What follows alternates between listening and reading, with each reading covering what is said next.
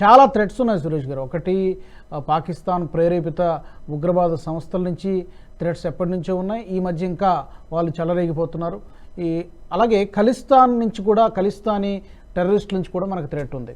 ఈ గురు పట్వంత్ సింగ్ పన్ను ఎప్పటికప్పుడు మనకు హెచ్చరికలు పంపిస్తూ ఉంటాడు, వీడియోలు రిలీజ్ చేస్తుంటాడు. ఈ ఖలిస్తానీ థ్రెట్ ఎంతవరకు ఉందనుకోవచ్చు? ఎంత సీరియస్గా థ్రెట్ ఏం లేదండి. ఈ పన్ను వాడికి పని ఏం లేదు, చేస్తున్నాడు, చేస్తాడు, చేసి చూపిస్తాడు. వీడు అక్కడ కూర్చొని వీడియోలు రిలీజ్ చేస్తూనే ఉంటాడు. పంజాబ్ లో ఎవడు వీళ్ళని సీరియస్ గా తీసుకోరు. వీళ్ళకి ఏంటంటే అక్కడ లోకల్ గా ఫండ్స్ కలెక్ట్ చేయడానికి చేస్తున్న గేమ్ ఇది, అంతేనా? కానీ అక్కడున్న గవర్నమెంట్లు ఏం చేస్తారు, రేపు ఒక భారతదేశంలో భారతీయ ఇక్కడ కూర్చొని, లేకుంటే ఒక అమెరికన్ ఇక్కడ కూర్చొని నేను అమెరికాలో క్యాపిటల్ బిల్డింగ్ ని ధ్వంసం చేసేస్తానంటే అమెరికా గవర్నమెంట్ ఊరుకుంటారండి? వాడు అక్కడ కూర్చొని మన పార్లమెంట్ మీద దాడి చేయలేడు, అది ఒకటి చెప్తూనే ఉంటాడు అక్కడ. కానీ చెప్పేది కూడా అది ఎందుకు యాక్షన్ తీసుకుంటలేదు అంటే మీ టెర్రరిజం వేరే, మాకున్న టెర్రరిస్ట్ థ్రెట్ వేరే అంటే అర్థం కావట్లేదు. ఆ పన్ను అక్కడేం చేస్తున్నాడు? పన్నులు అంటే వాడు ఇండియాలో కూర్చొని అమెరికన్ థ్రెటన్ చేస్తే మీరు పట్టించుకుంటూ మీరు వచ్చి అప్పుడు వెతకెళ్తారు ఇక్కడి నుంచి. అది నా అడుగుతున్న ప్రశ్న. ఒక ఇండియన్ సిటిజన్ ని ఇప్పుడు చెకోస్లోవాకియాలో డీటైన్ చేశారు, ఈ పన్నును చంపడానికి ట్రై చేశారని చెప్పి. పన్ను మహాత్మా గాంధీనా? వాడు టెర్రరిస్ట్ నెంబర్ 1, వాడు ఇంటర్నేషనల్ టెర్రరిస్ట్, వాడికి రెడ్ కార్నర్ నోటీస్ ఉంది, వాడి ఇంటర్పోల్ రెడ్ కార్నర్ నోటీస్ ఉంది. అట్లాంటి మనిషిని మీరు ఎందుకు ప్రొటెక్ట్ చేస్తున్నారు? ఇది అమెరికా దగ్గర అడగాల్సింది. అమెరికన్ డబుల్ స్టాండర్డ్స్ ఇది. వాళ్ళకొక నియమం, వాళ్ళొక లా, ఇంకొక లా. చట్టం అందరికి ఒకటే అండి. టెర్రరిస్ట్ అంటే టెర్రరిస్టే వాడు కథ.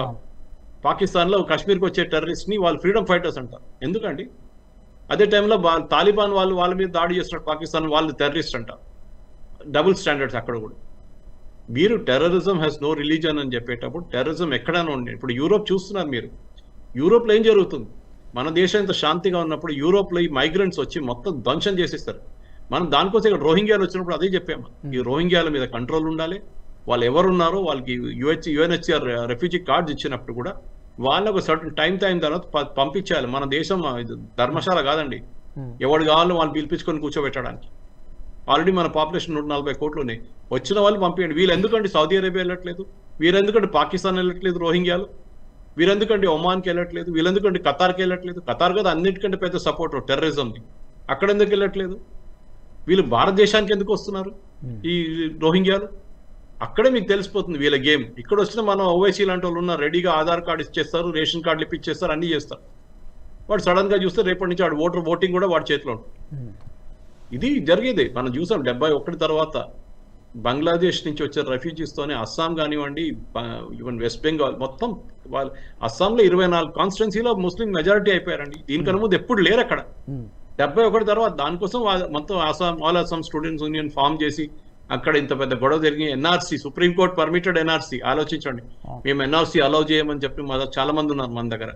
సుప్రీంకోర్టు చేపించిన ఎన్ఆర్సీ అస్సాంలో నడిచింది, national register of citizens.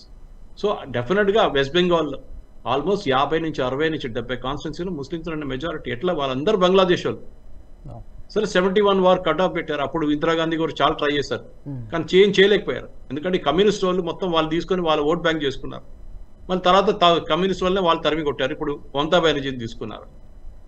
So ఈ పరిస్థితి కేరళలో కూడా ఉంది. కేరళలో, నార్దర్న్ కేరళలో చాలా మటుకు డిస్ట్రిక్ట్స్లో ముస్లిం మెజారిటీ. అక్కడైతే రెఫ్యూజీ స్టేటస్ అయితే లేదు అక్కడ వాళ్ళ పాపులేషన్ పెరుగుతుంది, హిందువుల పాపులేషన్, క్రిస్టియన్ పాపులేషన్ తగ్గుతుంది. దాంతో హిందువులు ఇప్పుడు కేరళలో 44% ఉన్నారు పాపులేషన్. వాళ్ళు మైనారిటీ అయిపోయారు, కానీ మైనారిటీ స్టేటస్ ఏమో ముస్లిమ్స్కి, క్రిస్టియన్స్కి ఇస్తున్నారు. This is the irony of it. జాతీయవాద జర్నలిజానికి అసలైన వేదిక నేషనలిస్ట్ హబ్ ని సబ్స్క్రైబ్ చేసుకోండి. నోటిఫికేషన్స్ కోసం బెల్ ఐకాన్ పై క్లిక్ చేయండి.